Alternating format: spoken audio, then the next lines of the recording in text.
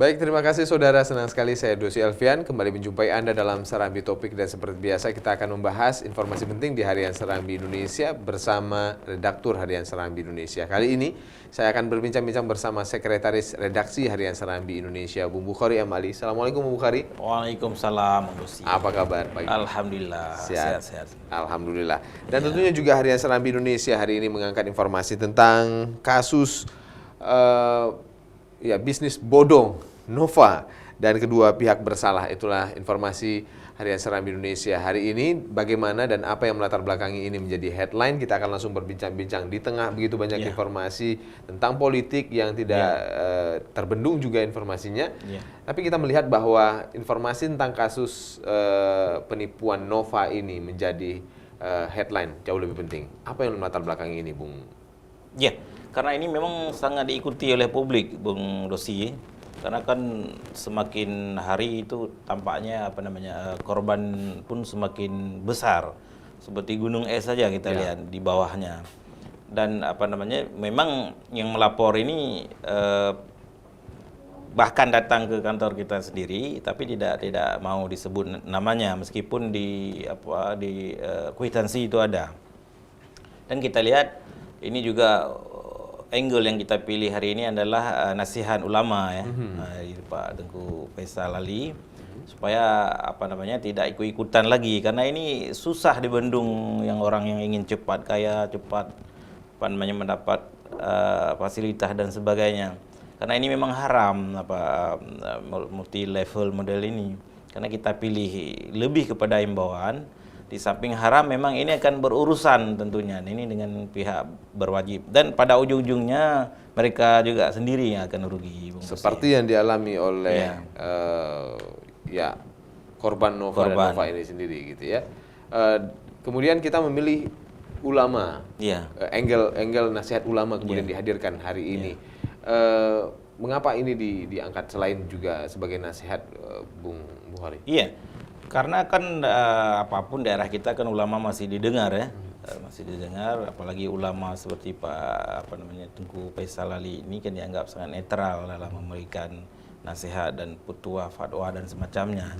Dia lebih jernih pikirannya, kita menganggap ini betul-betul ada efek bagi masyarakat sehingga tidak ikut-ikutan kembali. Cukuplah kali ini, lain kali ya tidak tertipu dengan hal-hal yang sama sekali tidak dibenarkan secara agama. Saya kira lebih ke sana. Baik, ini sangat menarik untuk kasus Nova. Saya sedikit awam juga terkait dengan kasus ini. Beberapa teman-teman redaksi juga sempat berbicara terkait dengan Nova ini sendiri. Umurnya masih 25 tahun, tapi memiliki uang dan memutar uang miliaran rupiah. Ini kan sangat mengagetkan. Kapan sebenarnya kita tahu bahwa Nova ini sudah mulai punya bisnis dan kemudian juga terindikasi bodong waktu itu, Bu? Iya, karena dia sendiri yang melapor. Dia kan sudah yang di rekening dia itu melintas ya sampai 18 miliar lebih, 18 miliar. Kemudian juga ada yang dikasih oleh ingin ikut investasi ini yang kontan ya, tidak melalui rekening, ada juga hanya berbekal kwitansi. Karena dia nggak tahan lagi, si Nova ini nggak tahan, diminta ulang duitnya yang sudah dikasih, minta kembali. Kemudian ancaman teror dan mau dibunuh, akhirnya dia menyerah ke polisi. Tetapi pada saat itu polisi tidak mau menangani kasus ini, tidak mau menahan karena korban sendiri belum ada yang melapor. Oke, belum ada laporan terkait waktu dengan itu belum. Ya. Nah sekarang kan sudah ada yang melapor, sudah ada korbannya, dan kabarnya hari ini si Nova ini ditahan oleh pihak kepolisian. Dia berharap seperti itu, kalau dia berada di luar ini bisa mengancam nyawa dia sendiri, dan dia sendiri tidak mungkin bisa membayar duit yang sampai 18 miliar. Dari mana dia bisa ambil? Tidak mungkin. Mustahil saya kira. Dari mana dia ambil 18 miliar dengan karena umur 25 tahun? Betul, ini berputar, kita nggak tahu lagi masalahnya.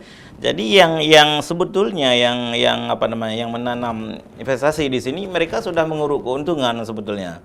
Misalkan dia menginvest 5 juta. Kemudian dalam seminggu dapat 20 juta. Langsung dapat 20 juta?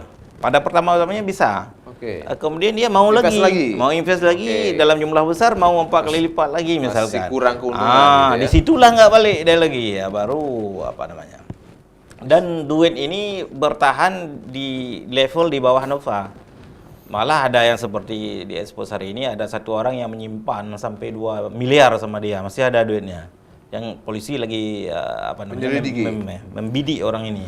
Karena ini sudah apa namanya, tersebar di mana-mana ya, tidak Nova hanya tidak sendirian ini ya, menurut Tidak Bang? sendiri. Nova tidak sendirian. Tidak sendiri. Ada orang lain di bawahnya. Betul. Sebenarnya bisnis apa yang sampai saat ini setelah kita liput, Nova kemudian memberikan keterangan-keterangannya, bisnis apa sih sebenarnya? Iya. Bagaimana sih sebenarnya bodong ini betul. dilaksanakan? Ini kan